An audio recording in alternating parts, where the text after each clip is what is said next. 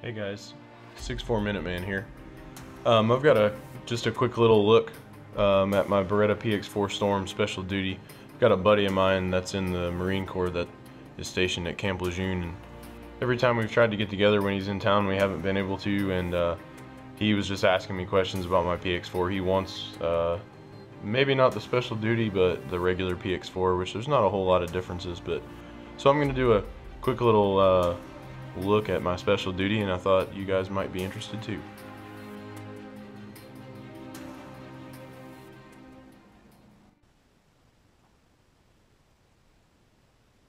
Alright, so when you get the PX4 Special Duty, you end up getting this relatively nice, quite thick actually, similar to a Pelican case. Obviously it's a case. It does have the Beretta logo and the Special Duty logo on it. But it is watertight, it is really impact resistant, it's nice and reinforced. It is a 2-tray system. You get an owner's manual and a few things up here in the top, and that's a heck of an owner's manual. Mostly words, but you know, for us cavemen, there's a few pictures. So, and I believe this covers all the models, not just the Special Duty. You do have your proof casings and things like that I've removed. You get 3 magazines in total, 2 10-rounders and 1 9-rounder. They have some sort of finish, not entirely sure what it is, but it's, you know, this gun was originally presented for the Special Operations Group, basically replacement pistol, and they wanted, you know, they didn't want a 9mm basically. So SIG and a few others submitted firearms to use, and this was Beretta's entry. But anyhow, let's get this thing out. This is my EDC, and so it obviously is loaded up and everything. And I'm carrying Federal HSTs, 230 grain. They're already slightly split, but that's not really relevant right now. The PX4 Storm Special Duty does have a longer barrel. It does have the polymer flat dark earth lower. I believe it's the only model that has the flat dark earth on it. I'm not entirely sure of the finish on the slide and everything in the barrel, but it seems to be holding up pretty well. This gun's got a little over 2,000 rounds through it, and it's doing quite well. I believe this model is made in the US. I'm sure it probably is. It does say it's from Maryland, but it also has the made in Italy stamps on it. You can see this side has the PX4 logo. It also has the Special Duty logo right there, which is a pretty neat little logo.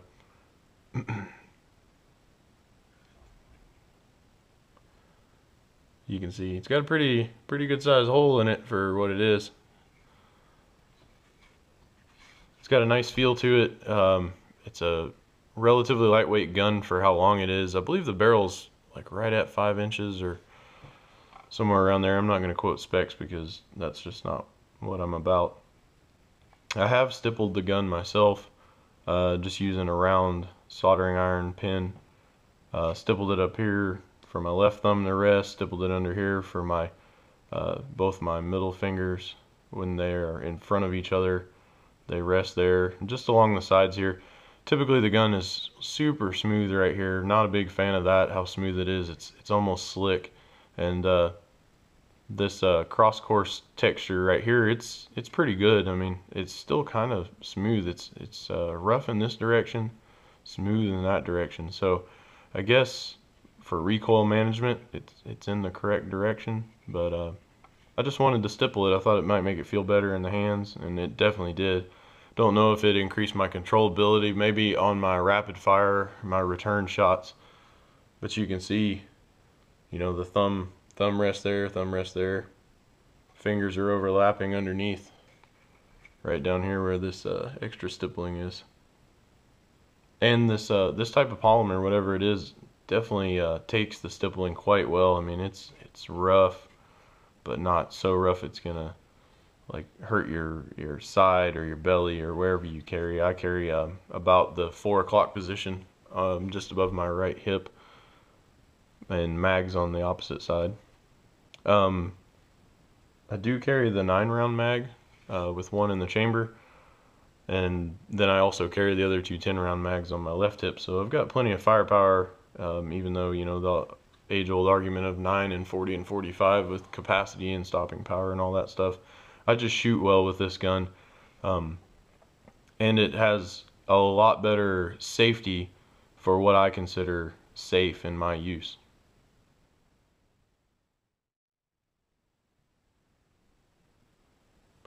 And speaking of the safety, it is a full, relatively long throw, relatively heavy safety into a double action trigger. You can stage it.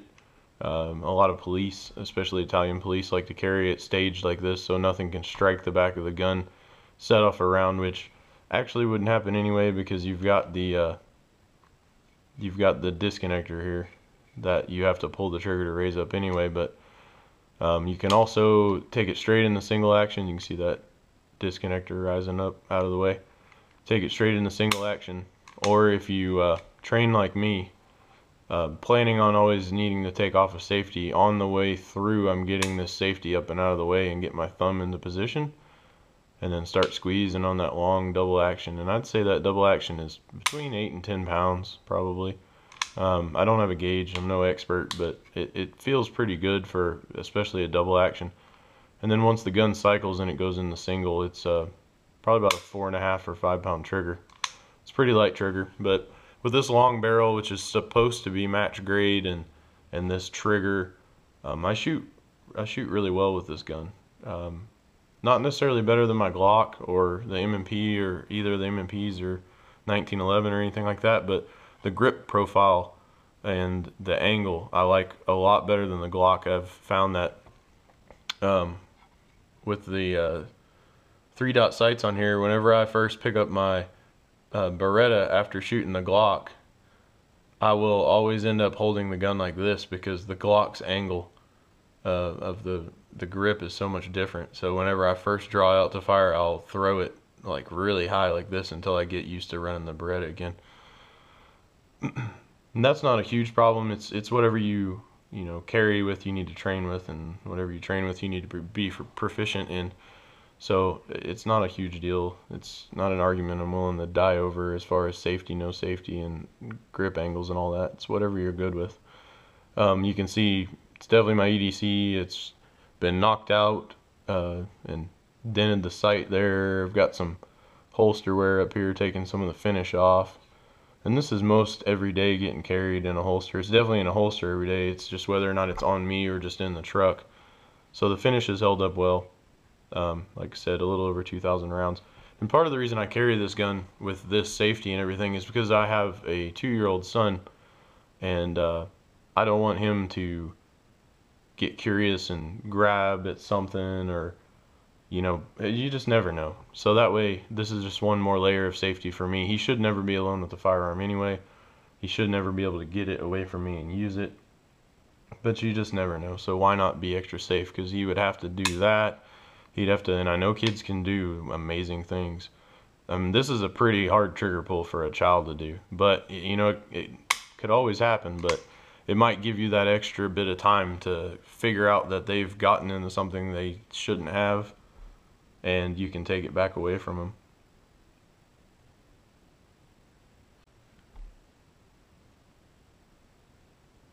Alright, on to the rest of the gun. It does have the rolling lock barrel. It basically rotates in there. You can see it rotating right there. I don't have anything bad to say about it. It seems to work really good. I like the fact that if I put a can on it, which is part of the reason this barrel is extra long like that, then I don't have to worry about having to have a booster or, the barrel rocking and opening up and everything, and that can being too heavy for the gun to function properly. But I like it. It's kind of neat. It seems to function really well, and don't have any faults for it. I've never had a malfunction with this gun. No matter how dirty I let it go. I usually don't clean it, but about every 300 rounds or so, and that's just because it starts to get, you know, like gritty and oily inside there. But takedown is just like a Glock and a lot of other firearms these days. It's just 2 levers, one on each side. You just pull them straight down like that, releases the slide. Slide comes right off the front, and then you've got your 2 parts, obviously. I have noticed, I did get it that time, but sometimes this block back here, you've just got to slightly hold up on it when you go to put it back together, because it likes to just hit the front here a little bit. But you can see this is probably about 120, 130 rounds through this gun, and I've, you know, wiped this metal reinforced feeder ramp right here, and wiped the guide rails, which are some sort of metal reinforcements. I believe it's an upgrade for the PX4 Special Duty, the material that these are made of, and the length is slightly different than the standard civilian model, but I've never seen them side by side to really know.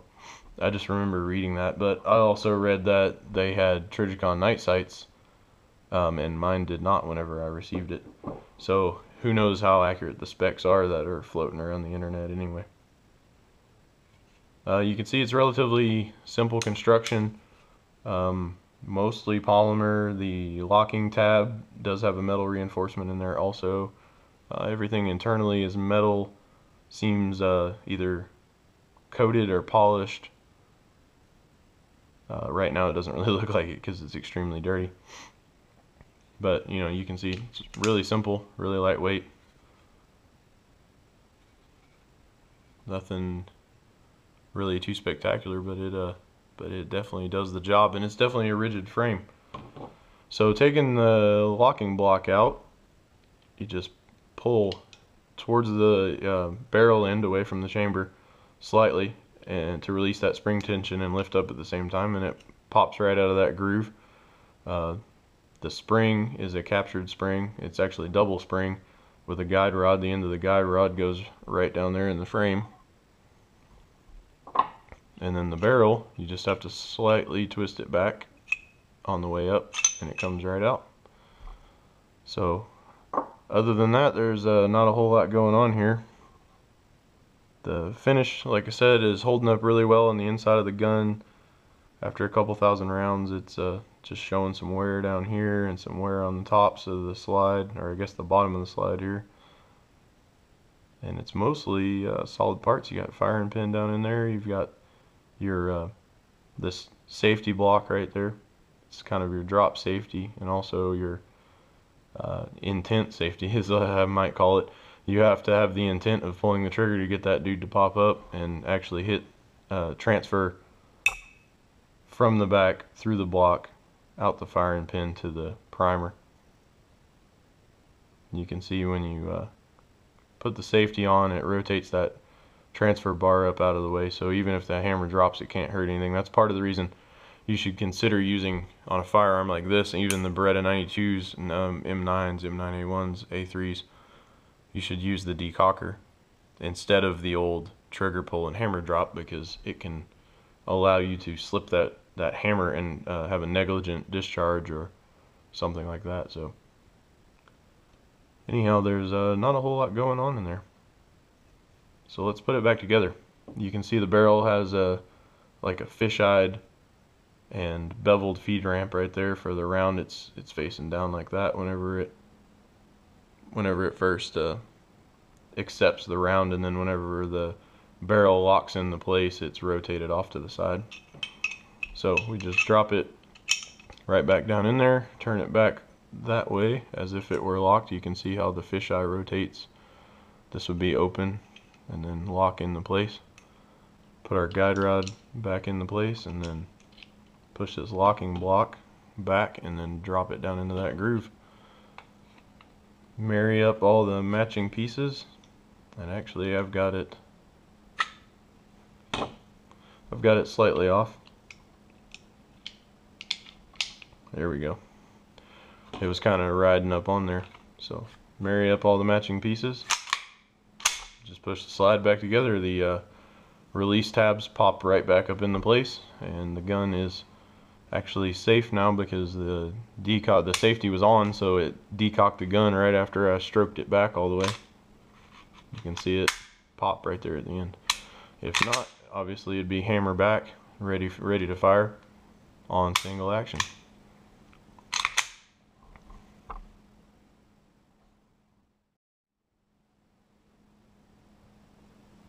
So there it is, reassembled in single action mode, ready to fire, other than the fact that we have no round in it.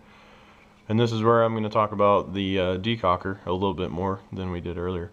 You can see right there when I lay on the trigger, this disconnect right here raises up out of the way so the energy from the hammer can transfer into the fire pin and hit the primer and make the round go off.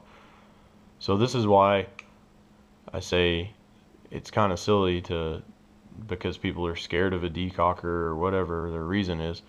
It's silly to hold the trigger and the hammer at the same time and then slowly lower the hammer down. I mean, if you're careful with it, it's plenty safe, but it kind of puts your hand in an awkward position, and you could probably drop from right there, definitely from anywhere in here, and you're going to set that round off. Whereas if you're fully cocked in single action and you just hit that decocker, you can see I've got quite a bit of tension on it right here. You can definitely feel a wall on this decocker. You can see that pin never does rise up, so while it's louder and it's a little more aggressive sounding, it's actually a whole lot safer,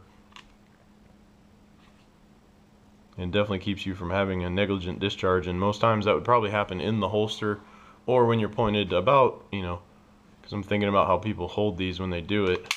They're going to be pointed, you know, 45-degree angle down the line slightly, but towards the front of the range if they're at an actual shooting range.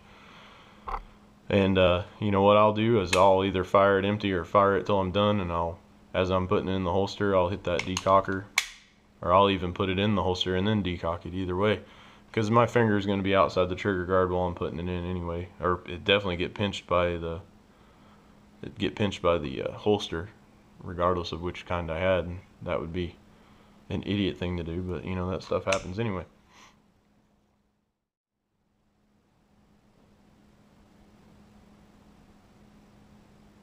So one final thing, it's time to get this baby ready to go back out on the road. So we'll slam that dude in, let her ride home, decock, safe and ready to go. Trigger's completely dead because of the safety on it, and I'm loaded up, ready to head back out on the road. I hope this was informative to you guys. If you have any questions, just I guess post them in the comments section. I'll try and keep an eye on that stuff, and I'll get a couple more reviews out, you know, maybe run the M&P. Got a fun little Mossberg breacher shotgun and a couple other rifles, Century Arms AK, and my AR, a couple of my ARs and stuff like that. But I hope you guys enjoyed it. And if you have any questions, again, post below in the comments and I'll try and get to them. And you guys have a good day. We'll see you on the next video.